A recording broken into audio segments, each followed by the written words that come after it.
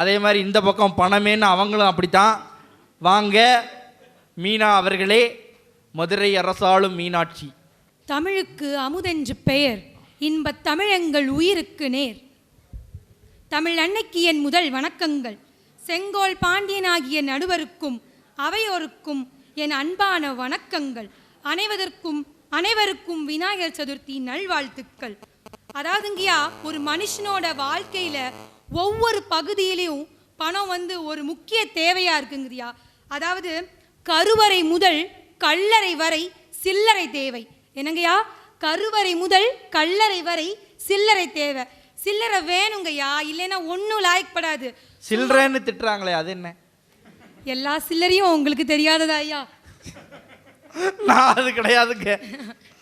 உங்களுக்கு தெரியாது எதுவும் இல்லைன்னு சொல்ல வந்தேன். சரி, நீங்க திட்டுனீங்கங்கறத நான் புரிஞ்சுக்கிறேன். ஐயோ, அதாவது ஆட்டோக்காரன் வேணா எழுதியிருக்கலாம் பிரசவத்துக்கு இலவசம்னு. எந்த ஆஸ்பத்திரியாவது எழுதியிருக்கா?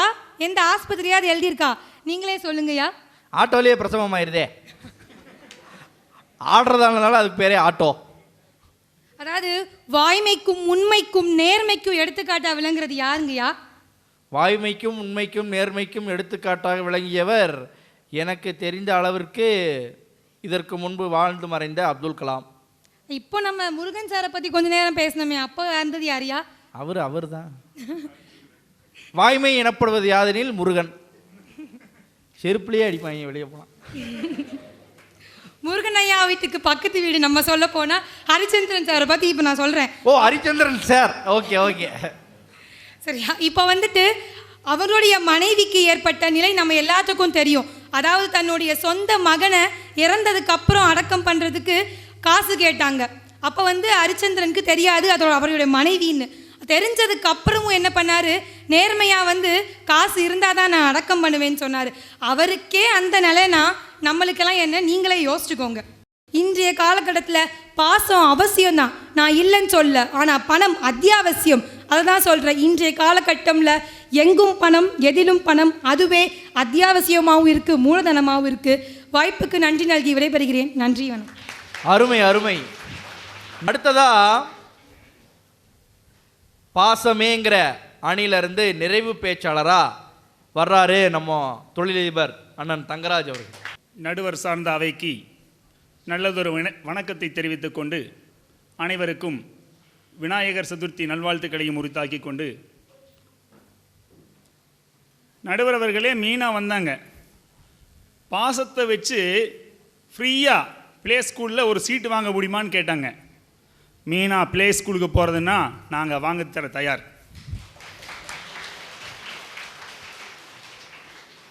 காசு, பணம், துட்டு, மணி. அடுத்த லைன் ஏமா பாடாமல் போயிட்டேன்.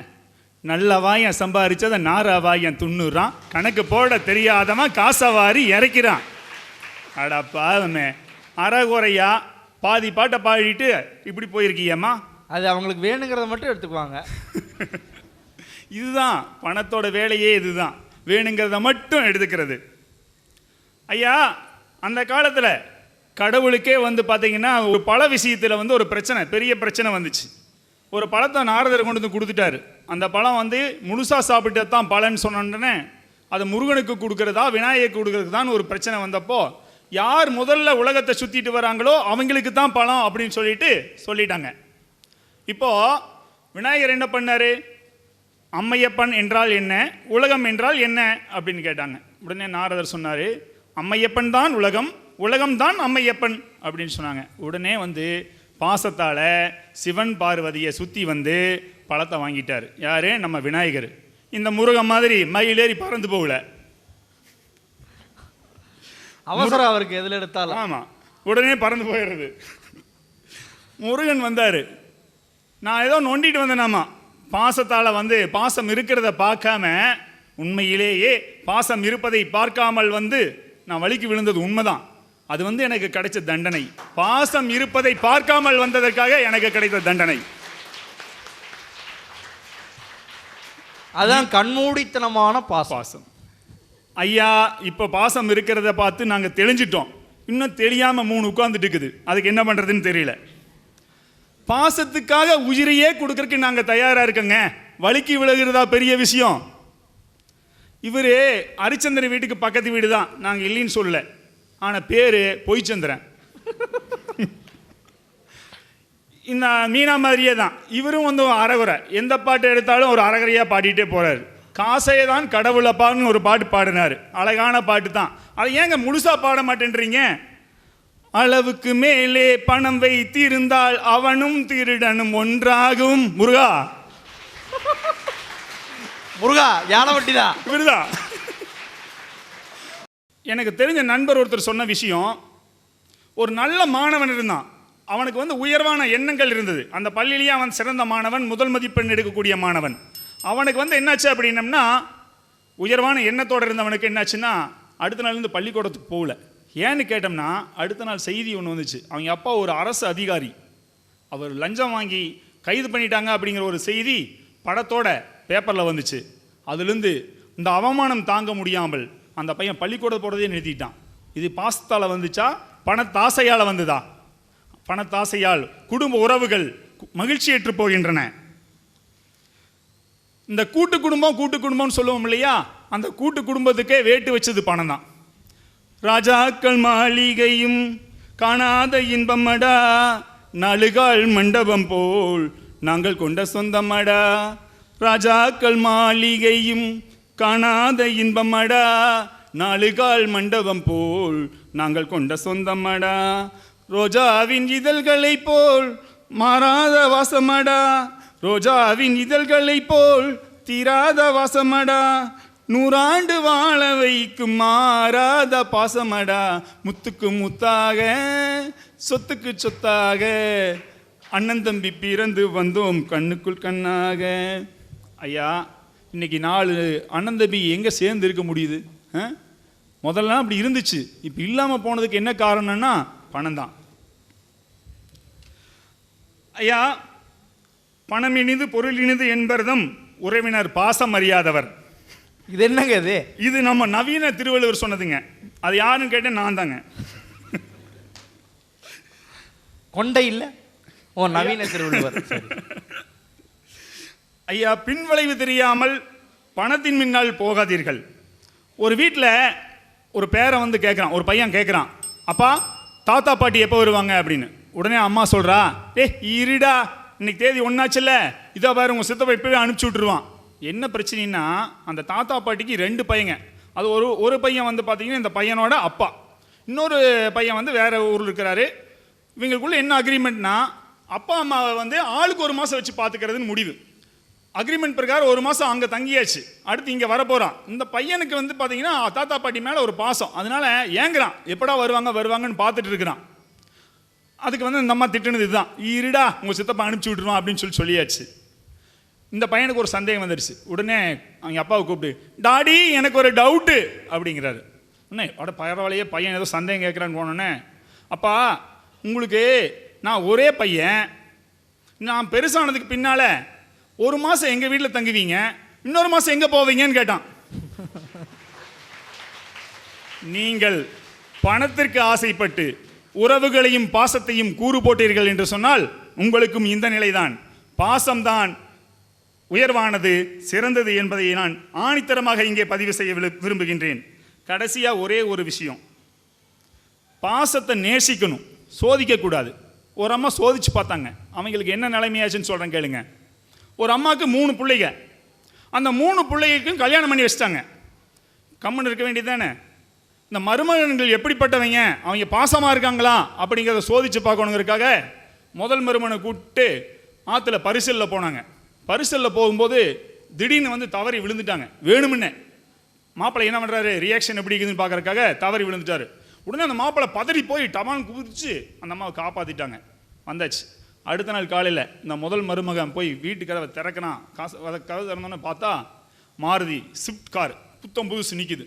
முன்னால் ஒரு துண்டு சீட்டு, மாமியாரின் அன்பு பரிசு அப்படின்னு ஒரே சந்தோஷம். அடுத்த வாரம் அந்த 2வது மருமகனை கூப்பிட்டு மறுபடியும் அதே பரிசல், அதே ஆறு, அதே மாதிரி போகிறாங்க, மறுபடியும் குதிச்சிடுறாங்க. உடனே அந்த மருமகன் மறுபடியும் வந்து காப்பாற்றிடுறான். அதுக்கு அடுத்த நாள் காலையில் கதவை திறக்கிறாங்க, என்ன இருக்கும் உங்களுக்கு தெரியுமில்ல, மறுபடியும் மாருதி ஸ்விஃப்ட் கார் நிற்கிது, மாமியாரின் அன்பு பரிசுன்னு இருக்குது. 3வது மருமகன் அதுக்கு அடுத்த வாரம் கூப்பிட்டு போகிறாங்க. கூப்பிட்டு போனோன்னே எட்டி குதிச்சிட்டாங்க. இந்த மருமகன் கண்டுக்கவே இல்லை, திரும்பி நின்றுட்டான். உடனே இந்த அம்மா ஐயோ காப்பாத்து மாப்பிள்ளை காப்பாத்துங்க அப்படின்னு சத்தம் போடுறாங்க. உடனே அவன் கண்டுக்கவே இல்லை. உங்களுக்கும் மாறி ஸ்விஃப்ட் கார் வாங்கி தரேன், தயவு செய்து காப்பாத்துங்க அப்படிங்கிறாங்க. அப்பவும் கண்டுக்கல. இனோவா கார் வாங்கி தரேன் காப்பாத்துங்கிறாங்க. கம்முன்னு போ, செத்து தோலை புள்ள வளர்த்துருக்காளம்மா புள்ள அப்படின்னு சொல்லி போட்டு விட்டு போட்டு வந்துட்டான். அந்த அம்மா உள்ள விழுந்து செத்து போச்சு. அடுத்த நாள் காலையில் கதவை திறக்கிறான். புதுசாக BMW கார் நிற்கிது வீட்டு முன்னால். மறுபடியும் அதில் ஒரு சின்ன சீட்டு, மாமனாரின் அன்பு பரிசு அப்படின்னு.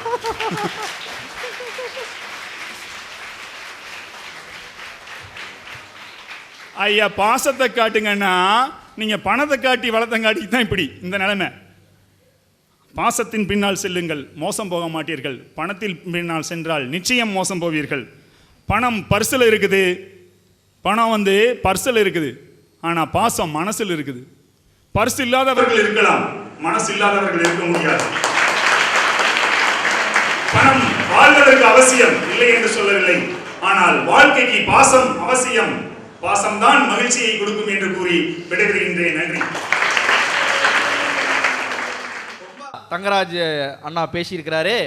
இவருக்கு பதில் சொல்றதற்காக பணமே அப்படிங்கிற அணியிலிருந்து வர்றார் உயர்ந்த மனிதர் சி ராஜசேகரன் அவர்கள்.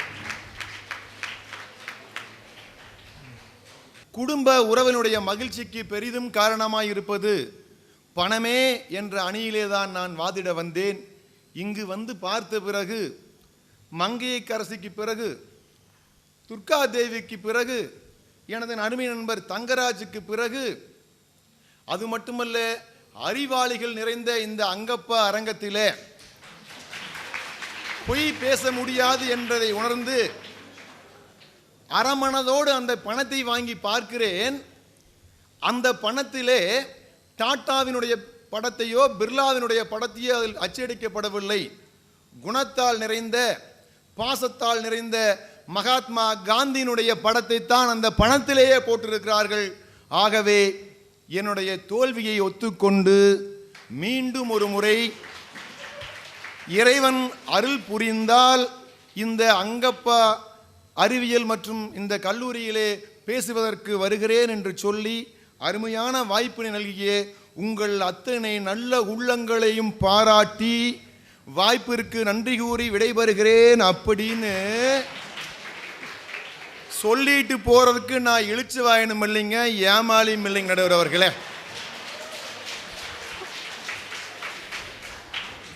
உங்க சம்சாரம் ரொம்ப பாவம்னே. இவர் எதை சொல்ல போற ஃபைனல் டச் என்னங்கிறது அவங்களுக்கு அவார்டு கொடுக்கணும்.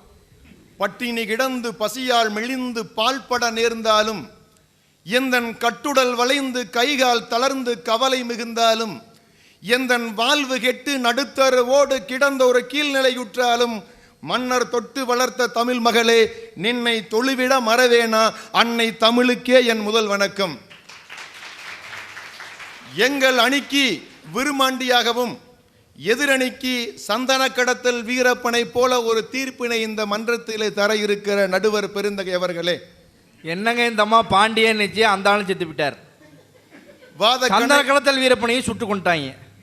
இல்ல என்னதான் நினைச்சிட்டு இருக்கீங்க நடுவர் அவர்களே? அதை விட முக்கியமான விஷயம், இந்த முன்னாடி நம்ம முனைவர் நம்ம சுகுணாமா சொன்னாங்க, பாண்டியனாவே உங்களை சித்தரித்து அந்த மேடையை கொடுத்தாங்க. தவறான தீர்ப்பினை அந்த பாண்டியன் கொடுத்ததால் அவருக்கு என்ன நிலை ஏற்பட்டது என்று நான் சொல்ல வேண்டியதில்லை. உங்க வாழ்க்கை நல்லா இருக்கணும்னா தீர்ப்பு எங்களுக்கு வேண்டாம். உண்மையா கைதட்டுங்க, விட்டுருங்க. எனக்கு தீர்ப்பே வேண்டாம். உங்க வாழ்க்கை நல்லா இருக்கணும்னா தீர்ப்பை பார்த்து பணத்தின் பக்கம் சொல்லுங்க நடுவர் அவர்களே. அனைவருக்கும் என் முதல் கண் வணக்கத்தினை உரித்தாக்கிக் கொள்கிறேன். அழகா பேசினாங்க அக்கா மங்கையர்க்கரசி. ஊர்ல இருக்கிற அத்தனை குணத்தை பத்தி எல்லாம் சொன்னாங்க. ஒரு இடத்துலயாவது அவங்களோட குணத்தை சொல்லுவாங்கன்னு பார்க்குறேன். ஒரு இடத்துலையுமே சொல்ல. அதைத்தான் நான் சொல்றேன்.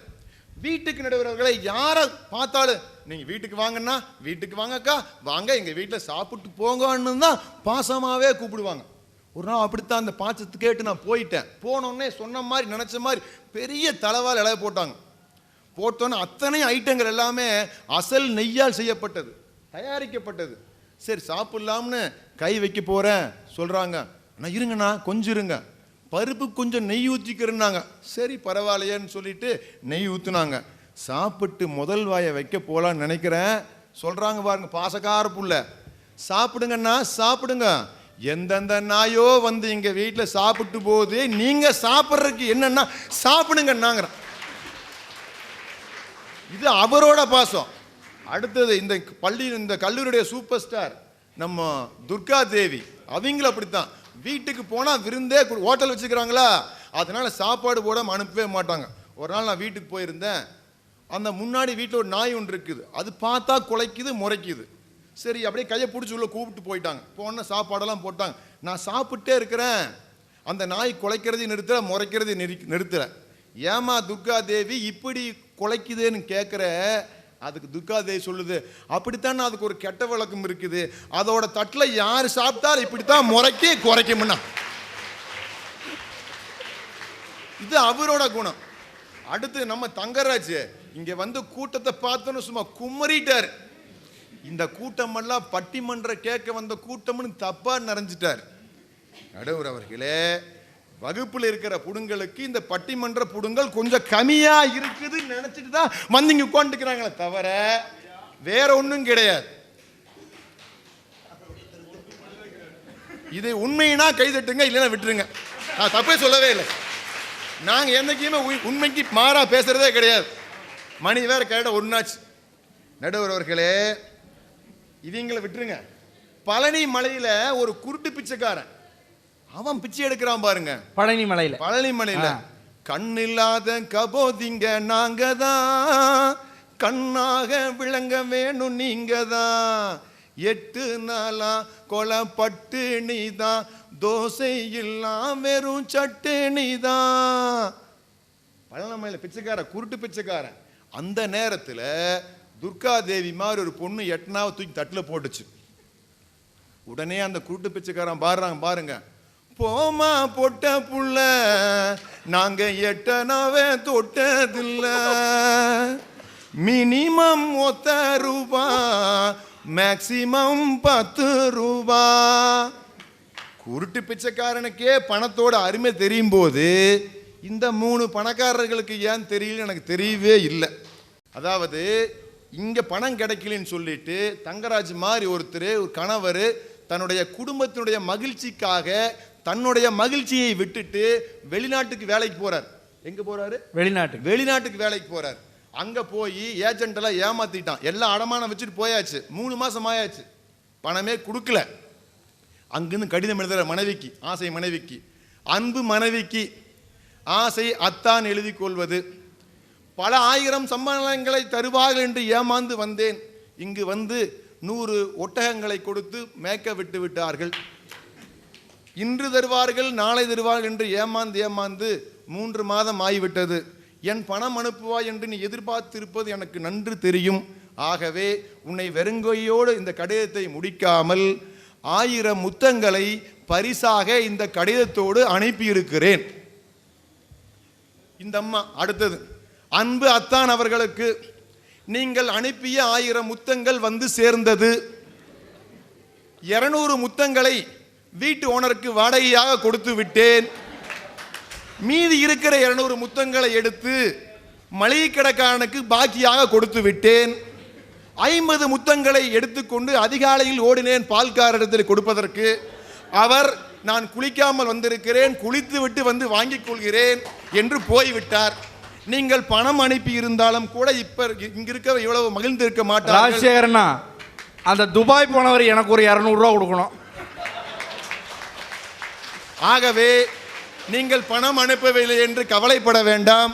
மீதி இருக்கிற 600 முத்தங்களை வைத்து நான் சமாளித்துக் கொள்கிறேன்.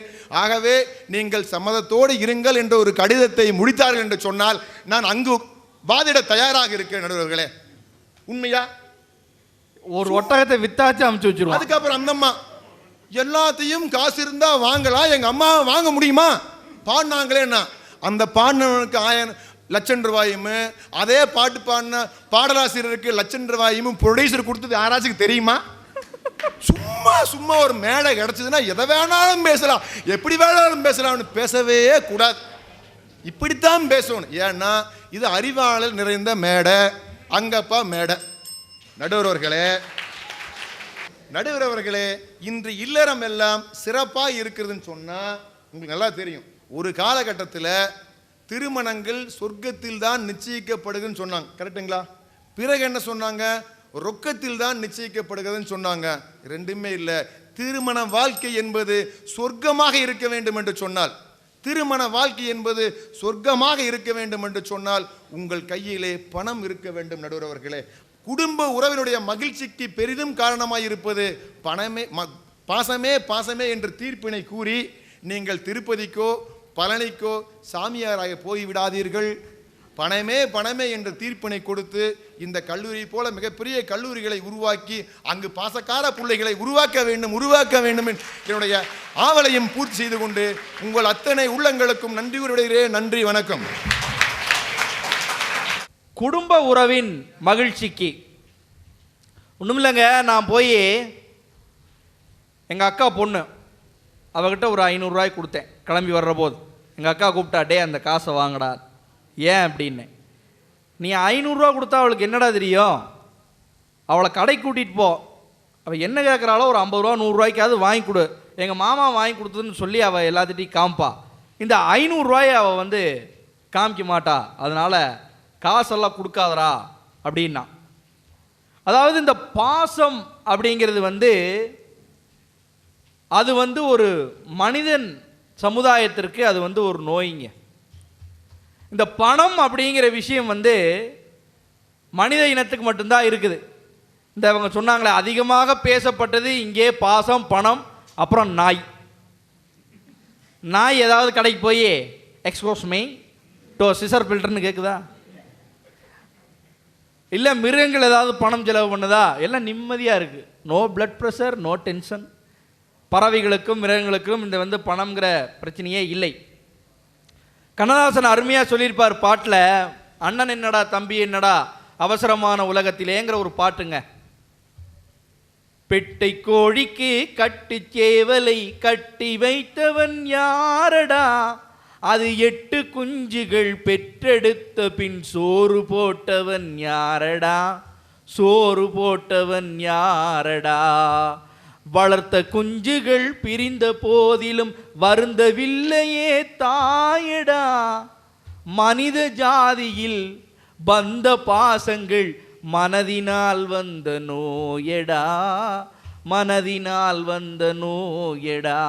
அந்த அண்ணன் என்னடா தம்பி என்னடான்னு பாருங்க, அந்த காசு பிரச்சனை ஆயிடுது கண்ணதாசனுக்கு. சிச்சுவேஷன் சாங்கும் அந்த மாதிரி வந்துடுது. பழனிங்கிற படத்தில் போய் அண்ணன்கிட்ட காசு கேட்குறாரு, காசு இல்லைன்றாரு. உடனே பல்லவி வந்துருச்சு, அண்ணன் என்னடா தம்பி என்னடா அவசரமான உலகத்திலே. 10 வயசானா இந்த பணம் இந்த உறவுகளை பங்காளியாக்கி வச்சிருது அப்படின்னு சொன்னாங்க. நம்ம பாசக்கார அணியிலேருந்து சொன்னாங்க. அது பணம்ங்கிறது ஒரு அத்தியாவசியம் ஆயிடுச்சு, நெருக்கடி. இன்றைய காலகட்டத்தில் பணம் இல்லைன்னா எதுவுமே இல்லை. பணம் வந்து வேணும், குடும்பம் நடத்துறதுக்கு பணம் வேணும். அதனால தான் 2 பேருமே இன்னைக்கு வேலைக்கு போகக்கூடிய நிலைமை. அண்ணி மங்கையர்கரசி சொன்னாங்க, அந்த ஃபேஸ்புக் கதையை சொன்னாங்க இல்லையா, 2 பேருமே வேலைக்கு போகக்கூடிய நெருக்கடி வந்து விட்டது. இன்னைக்கு வந்து அவங்க சொன்னாங்க, பாசத்தை வச்சு ப்ளே ஸ்கூலில் சீட்டு வாங்க முடியுமா அப்படின்னா வாங்க முடியாது. மீனா கேட்டது மீனாவோட குழந்தைக்கு, தங்கராஜ் என்ன தப்பாக புரிஞ்சுக்கிட்டார், மீனாவுக்குன்னு பாசம் கண்ணை மறைச்சிருச்சு. அதை பார்த்தா ப்ளே ஸ்கூலில் படிக்கிற மாதிரி பொண்ணா இருக்கு. அந்த பணம்ங்கிறது தேவைப்படுது. பிறக்கிறதுக்கு முன்னாடியே அட்மிஷனுக்கெல்லாம் ரெஜிஸ்டர் பண்ணி வச்சிடுறாங்க. அதாவதுங்க இந்த காதல் அப்படின்னா என்ன, பாசம்னா என்னன்னு பாண்டியராஜன் படத்தில் வாத்தியார் கேட்க, தமிழ் வாத்தியார் இருக்கிறதுலே பாவம் தமிழ் வாத்தியார் தாங்க. அவரை பிடிச்சி நம்ம ஆளுக பண்ணுற டார்ச்சர். காதல் என்றால் என்ன, பாசம் என்றால் என்ன? சார், நீங்கள் உங்கள் பொண்ணு மேலே வைக்கிறது பாசம், அதே இது நான் வச்சா காதல். இந்த காதலுக்கும் பாசத்துக்கும் இவ்வளவுதான் வித்தியாசம். ஒரு வகையில் இந்த தலைப்பு காதலை நோக்கி போகுதோ அப்படின்னு கூட நான் பயந்தேன். கடைசியில் காதலை பற்றியே அண்ணன் ராஜசேகர் முடித்தார். காதலில் சந்தோஷமாக இருக்கணும்னா பணம் வேணும் அப்படிங்கிற மாதிரி முடித்தார். பணம்ங்கிறது அத்தியாவசியமாகி போச்சுங்க, வாழணும். குழந்தைக்கு ஒரு பால் பவுடர் வாங்கணும், பணம் தேவை. மாட மாளிகைகள் வேண்டாம், கூட கோபுரங்கள் வேண்டாம், சாப்பிடுவதற்கு உணவு வேண்டும், அதற்கு பணம் தேவை. இந்த பணம் இல்லை என்றால் எதுவுமே செய்ய முடியாது. கருணை பொங்கும் உள்ளம், அது கடவுள் வாழும் இல்லம். கருணை மறந்தே வாழ்கின்றார், கடவுளை தேடி அலைகின்றார். பாசம் நெஞ்சில் மோதும், அந்த பாதையை பேதங்கள் மூடும். உறவை சொல்லி சிரிக்கின்றேன், உரிமை இல்லாமல் அழுகின்றேன் என்று கண்ணதாசன் சொன்னார். இந்த பாசத்தை நோக்கி தான் நாம் போயிட்டுருக்கிறோம். மிருகங்கள் இருக்கு, அதுக்குன்னு குடும்பங்கள் இல்லை. ஆனால் யானை கூட்டமாக வாழக்கூடியது, குடும்பத்தோடு வாழக்கூடியது. இந்த மிருகங்களுக்கு குடும்பம் இல்லை. ஆனால் மனிதன் எனப்பட்டவனுக்கு ஒரு குடும்பம் இருக்கிறது. அந்த குடும்பத்திலே ஒரு பாசம் இருக்கிறது. பிறப்பிலிருந்து இறப்பு வரை இந்த பணம் தேவைப்படுகிறது. நான் இல்லை என்று சொல்லவில்லை. ஞான ஒளிங்கிற படம் நம்ம முதல்வர் சுகுணா அம்மாவுக்கு தெரியும். ஞான ஒளிங்கிற படம் சிவாஜி கணேசன் நடித்தது. சர்ச்சில் பெல் அடிக்கிற வேலையில் இருக்கிறார். அந்தோணிங்கிற கேரக்டரில் சிவாஜி கணேசன் ஒரு குற்ற வழக்கில் சம்மந்தப்பட்டு வெளிநாடு போகிறார், நிறைய சம்பாதிக்கிறார், பணக்காரனாக திரும்பி வர்றார். ஆனால் பெற்ற மகள்கிட்ட சொல்ல முடியல நான் தான் உன் அப்பான்னு, பேத்திக்கிட்ட சொல்ல முடியல நான் தான் உன் தாத்தான்னு. மகள்கிட்ட சொல்ல வர்றார், நான் யாருன்னு தெரியலையாங்கிறார். மகளால் கண்டுபிடிக்க முடியல. அவர் இடதுகை பழக்க முடியவர், அப்படியே இடதுகை இப்படி அடித்து காட்டுறார். மகளுக்கு புரிஞ்சிருக்குது, வந்தது அப்பான்னு தெரிஞ்சிருச்சு அவளுக்கு. அப்பான்னு சொல்கிறதுக்கு வாய் வர்றதுக்குள்ளே பின்னாடி இன்ஸ்பெக்டர் வர்றார்.